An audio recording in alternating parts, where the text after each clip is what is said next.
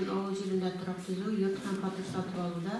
Rossiyalxozbank aşağı verilişi taşımalı kreditler boyunca bizden onlarda getirişin sözüne birimiz Rayon Başkanma Komitetinin infrastruktur üsleşme bölüğü başlık orunbasarı Trak Bölükçesi Жетекшisi Сирина Фанисқызышаеваға һәм Россельхозбанктың Актаныш үстәмә офисы жетекчисе Данияр Рафатұлы Сәлим Жановқа рәхим итегез. Бүгінгі күндә эшне алып барабыз Минсельхоз РТ белән. Һәм бездә программада эленеп калган, бүтән еллардан да эленеп калган кешеләребез бик күп иде.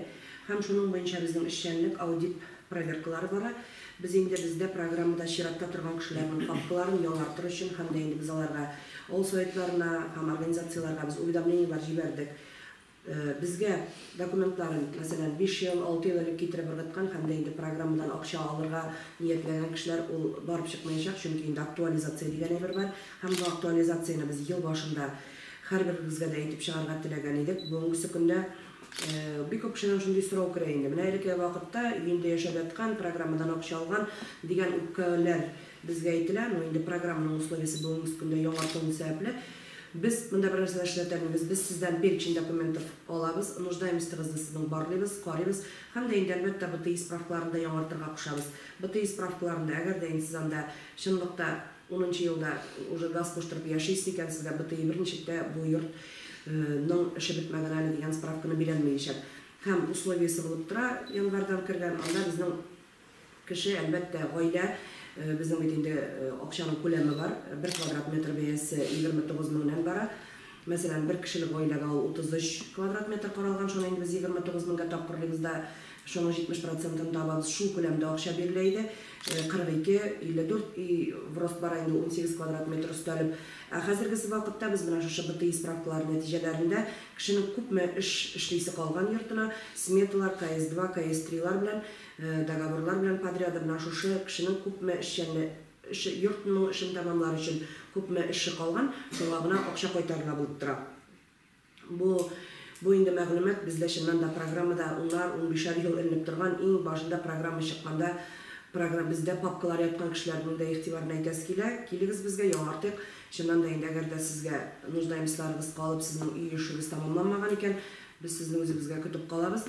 Андый очраклар булды. Чыннан да инде программада баскандан уткан, без ул кешеләр белән эшләп, мәсәлән, безнең Куян авылында, Илчебай авылында төзеделәр, шулай фундамент салганнар, онытканнар, мөмкинлегебез юк дип безгә килделәр. Чыннан да нуждаемслары бар. Күп балалы гаилә булып торалар. Бүгенге көндә дә инде алар безгә рәхмәт тукыйлар.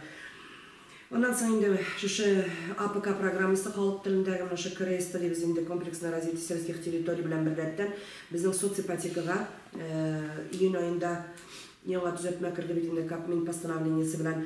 Монда инде безнең соципотекага кайда эшләвенә карамастан безгә кеше мөрәҗәгать итәләр. Моның инде главный условиесе булып тора, әни бала яки инде ир белән хатын, но аларга 35 яшь тулмаган булырга тиеш. Икесе дә, конечно, эшлиләр, ул ИП, КФХ и так далее, самозанятый да булырга мөмкинләр. Безгә киләләр на условиях соципотеки. То есть бу кешеләр инде Актанышта төзеләчәк йортларга безнең претендовать итәләчәкләр. Һәм первоначальный взносы булып тора инде йортны алыр өчен, үзләренә квартираны сайлап алыр өчен 10% от стоимости, 10% алынасы торакның 10% бәясен каплаганнан соң. Шушы әйберне әйтәсем килә инде. И нуждаемся тикшергәндә, без инде АПК программасында бик катлаулы итеп тикшерәбез, аны ул чыннан да шулай каралган.